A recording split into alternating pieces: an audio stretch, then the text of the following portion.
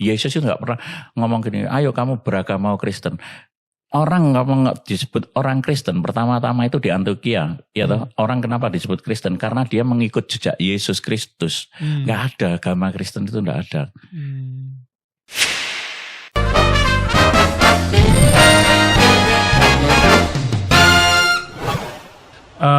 Bagi beberapa teman-teman gitu nggak ngerti juga gitu ya, maksudnya apa sih bedanya dibaptis tuh yang tadi kan dicelupin ya, tenggelam gitu ya, air gitu ya.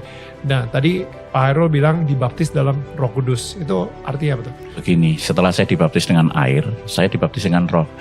Roh itu kan hidupku bukan aku lagi, tapi Kristus yang hidup di dalam aku. Ya saya mengerjakan firman itu sesuai dengan firman, menjadi saksi Kristus. Mulai dari Yerusalem, Yudea, Samaria sampai ke ujung bumi. Artinya apa? Mulai dari hidup saya di rumah tangga, keluarga sampai sekarang ini saya ngikutin alurnya kehidupan saya aja biar dipimpin. Ya itu namanya dibaptis dengan roh, itu hidup saya dipimpin oleh roh gitu. Jadi saya nggak pernah tahu, cuman hidup saya cuma wow, apa yang tidak pernah kamu pikirkan, tidak pernah timbul dalam hati, tidak didengar oleh telingamu, aku akan sediakan. Makanya ketika menjadi pengikut Kristus itu saya terheran-heran, cuman gitu. Gitu. Dan saya pergi terus sekarang melayani untuk memberitakan, saya diselamatkan untuk menyelamatkan, saya dipulihkan untuk memulihkan, saya diberkati untuk menjadi saluran berkat. Dan saya pergi ke desa-desa kemana-mana. Di situ kalau ada orang yang sakit, terus kita doakan, sembuhkan. Saya tidak pernah ngajarin orang-orang itu beragama Kristen, saya tidak. Saya datang nggak membawa agama, saya datang membawa damai sejahtera. Yang berobat, Pak, saya ingin, Bu, Pak, tolong jangan bawa agama ke sini. Iya toh. Zaman ke sini cari sembuh, saya doa dalam nama Yesus, sekedar disembuhkan, terima kasih aja sama Yesus, jangan sama saya.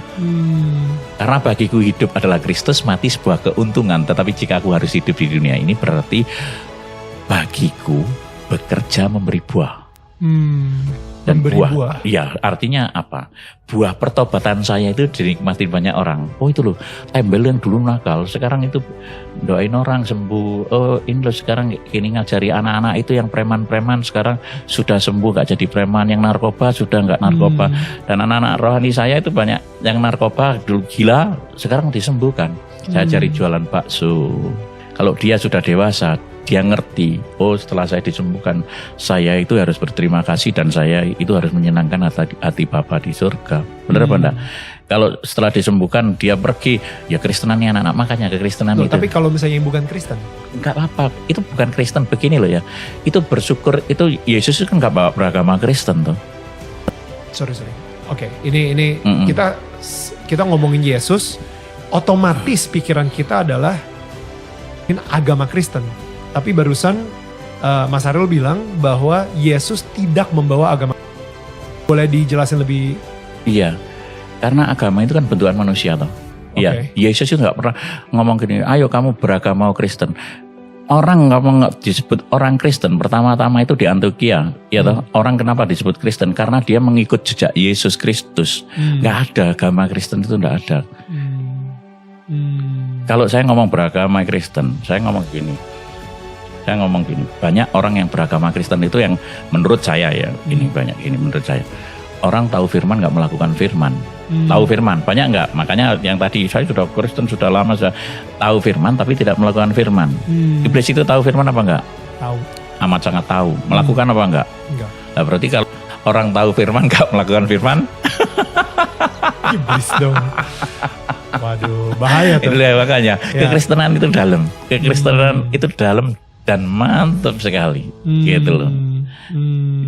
Jadi sekali lagi tuh ya, jadi ketika ada orang yang itu non-Kristen. Ya, itu gini, bagi saya gini, saya tidak pernah menyuruh orang beragama Kristen. Saya berdoa begini, oke saya berdoa, tapi Bu, Pak, maaf, saya ini pengikut Kristus. Saya boleh berdoa di dalam nama Kristus, dalam nama Yesus Kristus. Dia ngomong, Tuhan apa aja mau. Karena apa? Saking dia bingungnya, saking dia sakitnya, ya saking mentok hartanya sudah habis, apa kemana-mana sembuh-sembuh. Tapi hari itu ketika dia terima didoakan dalam nama Yesus, dia sembuh. Ya urusannya dia toh. Ya. Kekristenan itu, kekristenan pengikut Kristus itu pribadi lepas pribadi, terserah kamu. Pokoknya kamu sudah ditolong Kristus, kamu terserah. Mau terima kasih kayak mau enggak, itu kan dan saya, iya makanya kekristenan itu soal hati masing-masing. Iya, banyak di rumah saya banyak orang dari Kristen, Hindu, Buddha, apa Katolik, apa. Saya enggak pernah, pokoknya Pak terima kasih, jangan terima kasih sama saya. Terima kasih sama Tuhan Yesus. Karena tanpa Yesus di dalam aku enggak bisa berdoa untuk kamu sembuh. Karena firman-Nya mengatakan, tinggallah kamu di dalam aku di dalam kamu. Di luar aku, kamu tidak bisa berbuat apa-apa. Makanya seorang Khairul Anwar tempel itu sudah enggak ada apa-apanya. Kalau enggak dia milik Kristus. Jadi emang sekarang ini mungkin Mas Khairul tuh keliling untuk ngedoain orang, memberitakan sebuah kabar gembira tentang Yesus, tentang pertobatannya Mas Khairul sendiri, tapi memang gak ada agenda atau niat untuk membuat dia menjadi seorang Kristen gitu. Tapi benar-benar itu urusan ketika dia itu akhirnya jadi beragama Kristen atau malah pengen ikut jadi pengikut Kristus, itu benar-benar terserah dia sama Tuhan aja. Udah kayak gitu. Iya, karena saya bukan tanggung jawab kita gitu. Saya nabur aja. Nabur yang menumbuhkan Tuhan. Saya tidak pernah mikir apa-apa. Pokoknya di sisa hidup saya mengerjakan berguna untuk orang lain. Wow.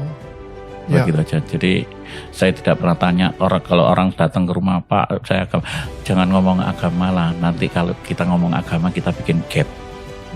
Iya. Iya, aku agama ini. Jangankan ngomong gitu. Saat sinode si A, si B aja, iya toh, gerejamu, gereja ini, gerejaku, gereja. Lah itu kan sudah bikin gap. Jadi ayo, kita ini satu tubuh. Iya toh.